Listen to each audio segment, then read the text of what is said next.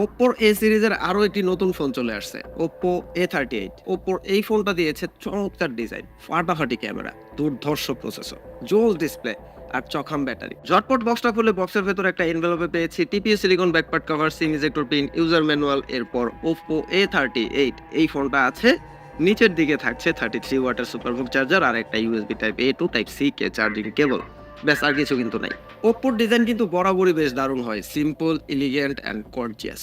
Glowing black and glowing gold, এই দুইটা কালারের মধ্যে বিশেষ করে এই গ্লোয়িং গোল্ড কালারের ডিজাইনটা রেয়ার প্যানেলের একটা গ্রেডিয়েন্ট ফিল দিয়েছে তারা, ফলে রোদের আলোতে চকচকে একটা ভাব ফুটে ওঠে, তাই দেখতেও কিন্তু বেশ অ্যাপিলিং লাগে। নিচের দিকে ডান দিকে ওপ্পোর লোগো সহ ব্র্যান্ডিং রয়েছে, আর উপরের দিকে ওপ্পোর অন্যান্য ফোনের মতোই দেখতে একটা ক্যামেরা হাউজিং রয়েছে, আর ক্যামেরার নিচের দিকে লেখা রয়েছে ইনোভেটিভ এআই ক্যামেরা। আগাগোড়া প্লাস্টিক বিল্ডের হলেও রেয়ার প্যানেলটায় ফ্রস্টেড গ্লাসের ফিল পাওয়া যায়, আর ম্যাট ফিনিশ হওয়ায় ফিঙ্গারপ্রিন্ট ক্যাচ করার প্রবণতা নেই বললেই চলে। বডি ফ্রেমটায় চারিদিকের এইজগুলো কিছুটা মিলিয়ে দেওয়ার চেষ্টা করেছে তারা, যে কারণে শক্ত হাতে ধরলেও এইজগুলো খুব একটা হাতে লাগছিল না, এটা কিন্তু খুব ভালো ব্যাপার। এই ডিজাইনের আরেকটা ভালো ব্যাপার হচ্ছে Oppo IP54 dust and splash resistance দিয়েছে, ফলে অল্প স্বল্প বৃষ্টি, ঘাম ও টুকটাক ডাস্ট প্রতিরোধ করতে পারবে এটা।